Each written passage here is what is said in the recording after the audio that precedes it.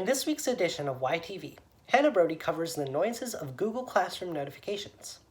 Then, I cover Elon Musk's recent tweet surrounding carbon capture technology, followed by Hannah Lonergan's coverage of student procrastination and Kendall Dirk's update on the NASA Space Launch System. Hey Dukes, there is a 2021 COVID relief blood drive. Unlike past years where the blood drive has been held at York, we can't have it here. But that doesn't mean you shouldn't donate blood. There will be free prizes for anyone who donates. Blood is at an all-time low right now, and doctors need it to help patients. Do your part, York. During the month of February, the York Learning Commons will be offering a blind date with a book. Go to the Learning Commons homepage and fill out the Google Doc indicating one genre that you usually don't read. The LC staff will select and package a book and some other goodies just for you. After receiving a confirmation email, pick up your package at the academic entrance any school day between 7 to 3:30. Keep the treats and return your books by spring break using the drop boxes in the entrance foyers or by visiting the Learning Commons. Who knows, it might be love at first read. Students, please make sure you self-certify anytime you are coming to the building. Please log into covid.elmhurst.205 to fill out the certification app. Self-certifying before you arrive makes the entrance process so much quicker for everyone. And if you need extra masks or a new mask, please stop by the main office. Thank you for your cooperation. Now, on to Hannah Brody's coverage of something we all know, Google Classroom notifications.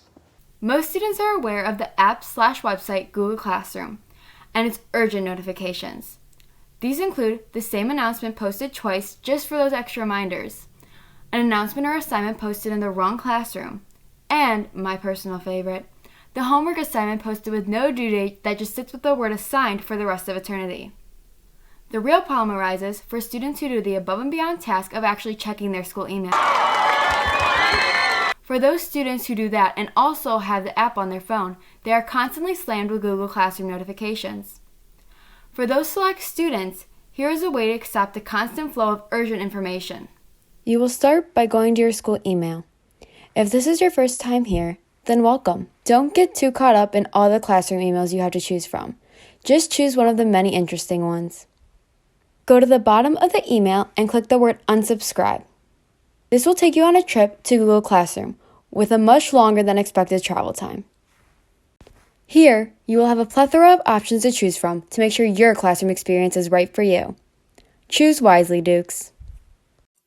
For YTV News, I'm Hannah Brody. You're welcome, York. We're all aware of who Elon Musk is, and Mustafa is here to inform us of his current project and the large amount of money he is offering someone who can help him with it.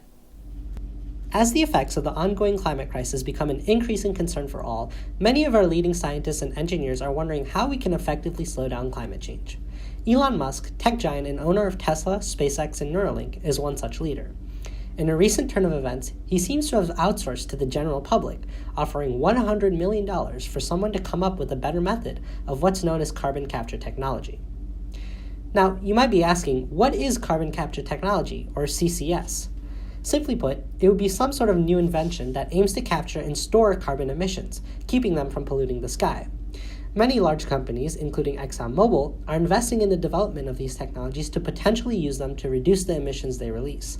However, the International Energy Agency has noted that the use of these technologies needs to sharply rise in order to meet zero emissions goals.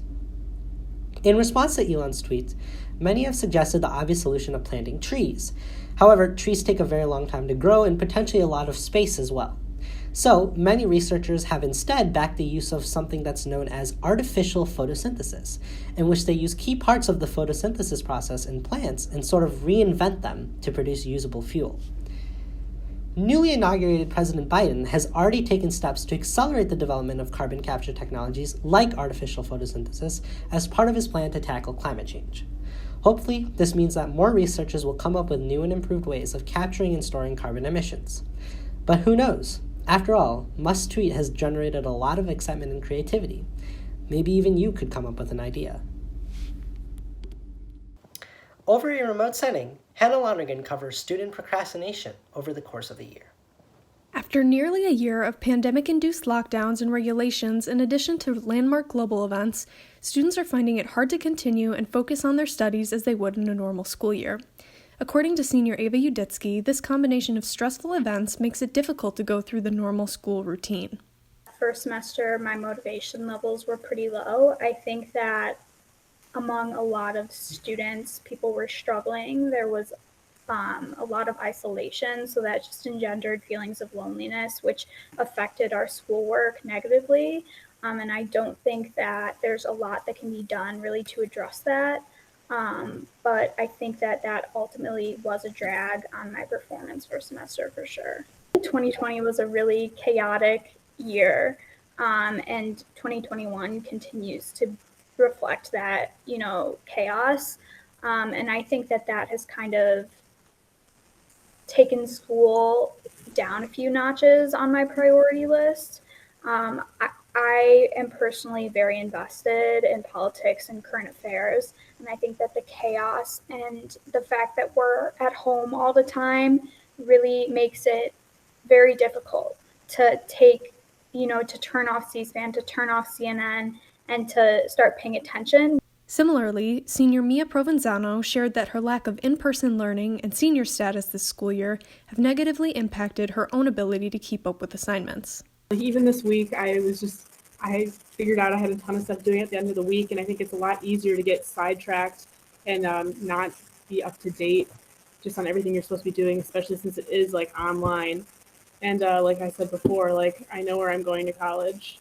And so now it's just a matter of getting my credits and packing up and leaving, because there's not much more I feel like I should be doing at this point. Though there is no clear solution to this problem, it is important that students take advantage of York's mental health resources in addition to staying organized and open-minded for a strong end to this unusual school year. This is Hannah Lonergan for YTV News. Kendall Dirks introduced us to NASA's plan to finally reach Mars. Now he provides an update on how NASA plans to conduct further research. Last week, I told you a little bit about how SpaceX plans to get to Mars with their new Starship rocket. This time, I'll tell you about how NASA plans to go back to the moon for further research. Many of you already know that the last time that we landed on the moon was almost 50 years ago with Apollo 17. And you might ask yourself, why haven't we gone back? We could do it back then. And the answer is, we are going back. NASA's been working on their new SLS rocket, or the Space Launch System, and they plan to get humans back on the moon before the end of 2024. What is the Space Launch System? Well, SLS is NASA's newest rocket that they've been working on for well over a decade now. NASA plans to use SLS to be a cheaper and more sustainable solution to get astronauts to the moon. This is because NASA plans to build the rockets out of old space shuttle hardware. Each booster will have 4 upgraded RS-25 engines, which were used as the Space Shuttle main engines back during the shuttle program. They are also planning to use a lot of the same resources and hardware that were used during the shuttle program, which will hopefully make for a very cheap and effective way to get back to the moon. Now, when is this all happening, do you ask? Well, like I said before, NASA hopes to get people back on the moon before the end of 2024. Before they launch humans to the moon, they have to test it out with some cargo first. Their first flight was scheduled for before the end of 2021, but since they may have encountered a few problems with their latest hot fire test that they did a couple of weeks ago, the date could easily be pushed further back. Now what's interesting is that SLS is only going to get astronauts into lunar orbit. NASA plans to contract out private space companies such as SpaceX, Blue Origin, or Dynetics to build the human landing system. This will also be a great contributor to the cost, as NASA does not have to build their own human landing system and can use the cheaper prices of third-party contractors. As we shift into a new era of spaceflight, we might see that NASA takes more of a role of an organizer and contracts out a lot of their flight hardware from private space companies. Although this project has definitely taken NASA quite a long time compared to a lot of other rocket manufacturers, it's definitely the next step into the new spaceflight era. It plans to incorporate third-party private space companies into their mission and reduce costs significantly. Overall, the SLS program will be a great next step to get humans back to the moon and eventually on their way to Mars. And this has been your YTV Weekly Edition. I'm Mustafa. I'm Hannah Brody. Have a great day, York.